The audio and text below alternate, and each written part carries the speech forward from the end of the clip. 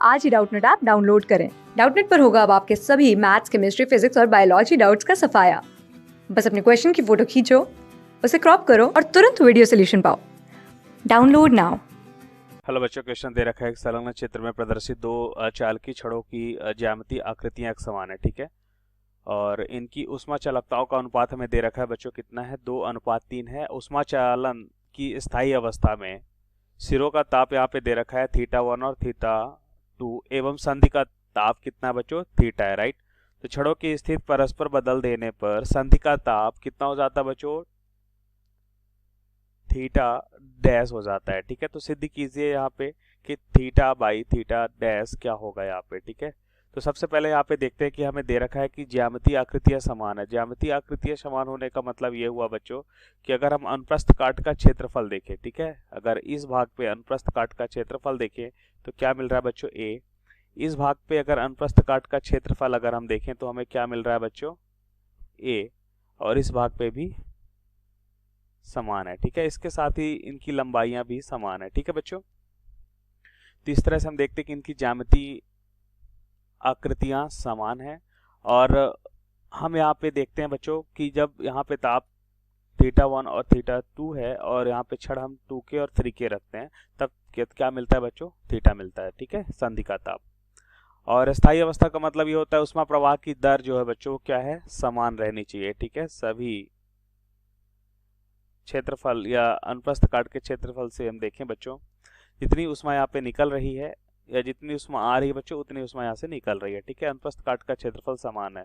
तो पहले छड़ पे अगर हम देखें H1 और दूसरे छड़ पे H2, दोनों क्या होना चाहिए, समान। अगर ये समान है तो हम लिख सकते हैं बच्चों ऊष्मा प्रवाह की दर क्या होता है किसी छड़ में, K A delta T by L। Delta T को हम यहाँ पे लिख सकते हैं बच्चों, अभी तो सिर्फ सूत्र लिखते हैं, चलिए।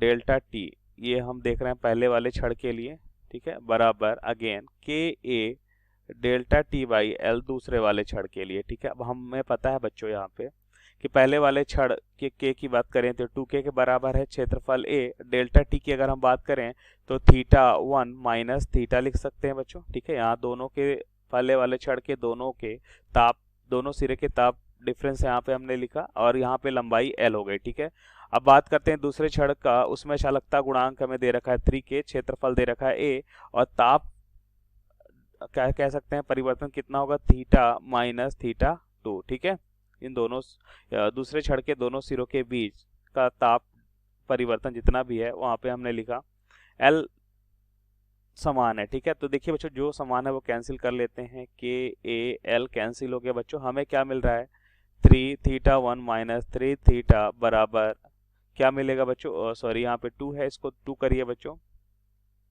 2θ1 माइनस 2θ बराबर क्या हो जाएगा, होगा बच्चों यहाँ पे 3θ माइनस 3θ2। हमें यहाँ से थीटा निकालना है, इसको इधर लाते हैं बच्चों, तो ये हो जाएगा 2θ1, इधर आने पे धनात्मक का हो जाएगा 3θ2 बराबर यहाँ पे हम लिख सकते हैं बच्चों 5θ, राइट।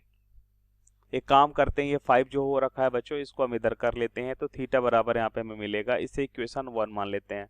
अब द्वितीय परिस्थिति में हम क्या करते हैं बच्चों, अब यहाँ पे हम 3k वाली छड़ और यहाँ पे हम 2k वाली छड़ रखते हैं। ठीक है, अब उष्मा प्रवाह की दर देखते हैं बच्चों, मान लेते हैं H डैश उष्मा आ रही है। ठीक है, अब ये नहीं है बच्चों, इसके स्थान पे हमने यहाँ पे 3k और इसके स्थान पे हमने 2k रख दिया, राइट। अब उष्मा प्रवाह की दर H डैश है, बाकी ज्यामितीय आकृतियां क्या है बच्चों, समान है। तो द्वितीय स्थिति के लिए हम देखते हैं बच्चों H1 डैश बराबर H2 डैश समान होना चाहिए। ठीक है, अब सूत्र तो हमारा यही होगा बच्चों। तो पहले वाले छड़ की अगर हम बात करें तो इसमें हम देखते हैं बच्चों के 3k क्षेत्रफल ए, ताप में परिवर्तन अगेन θ1 माइनस थीटा बटा क्या हो जाएगा बच्चों एल बराबर, अब क्या लिख सकते हैं बच्चों, एक काम करते हैं सूत्र को हम यहाँ पे ब्रैकेट में कर लें। ठीक है, अब सही है। तो अब देखते हैं दूसरे वाले छड़ की उष्मा चालकता गुणांक कितना बच्चों, 2k और क्षेत्रफल तो समान है बच्चों ए और ताप में परिवर्तन, अच्छा थीटा डैश है इस बार। ठीक है, बीच में यहाँ पे ताप कितना हो जाता है बच्चों, थीटा डैश हो जाता है। ठीक है, तो यहाँ पे लिख सकते हैं थीटा डैश माइनस θ2 बटा क्या होगा बच्चों, एल।